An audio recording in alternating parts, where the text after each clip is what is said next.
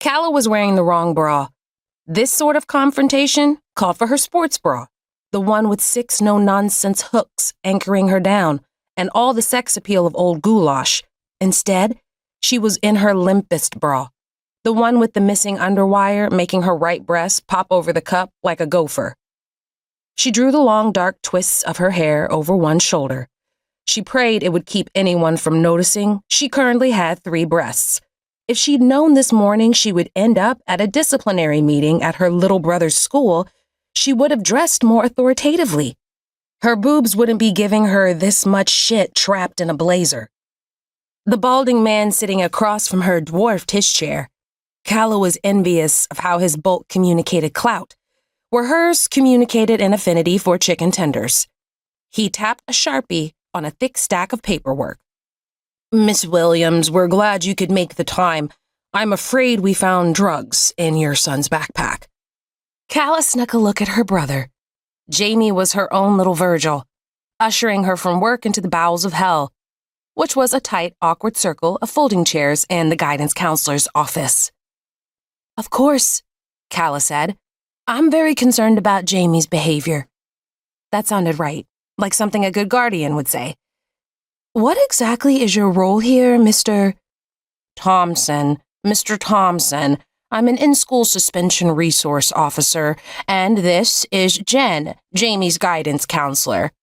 We understand Jamie is troubled. We've made allowances for his circumstances, but your son's attitude is unacceptable," Mr. Thompson said. In-school suspension resource officer could not be a real job. Calla wasn't clear on what he did aside from stroking his neon yellow and green lanyard, a proud layer of school colors across his windbreaker, and sighing heavily as though Jamie had personally offended him. At the end of the lanyard, Thompson's badge had the misfortune of including a picture. His red, weathered face badly shrunken down to the size of Calla's thumb. The name under the photo was partially scrubbed off, reading only P. Thompson. She obsessed over Thompson's first name. Perry? He massaged the lanyard when he spoke, and Calla wanted to burn it while he watched. She did not like that he introduced himself as Mr. Thompson. Calla was not the student here, though she felt like one for sure.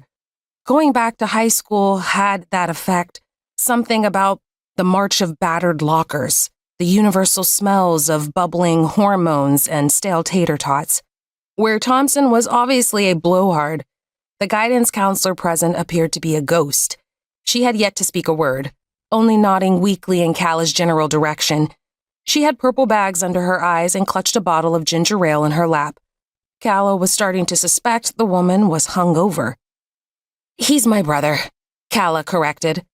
She was mildly offended Paul or Percy or whatever thought she looked old enough to have spawned a 16-year-old. She was only 25. It only confirmed what she knew, deep in her bones. Taking care of Jamie was prematurely aging her. It was a wonder they hadn't mistaken him for her grandson. "Right, your brother." Patrick opened a file, thumbing through notes. His voice was shockingly high, a reedy, embarrassing falsetto. "We have a zero-tolerance policy for drugs." Calla's chair was jammed against a bookcase precariously full of self-help books and ceramics and dozens of waxy apples crammed between framed photos and cups full of pens. Jamie's head was obscured by a sprawling spider plant, long speared leaves poking into his hair. He didn't move a muscle, and Calla wasn't sure her little brother was awake.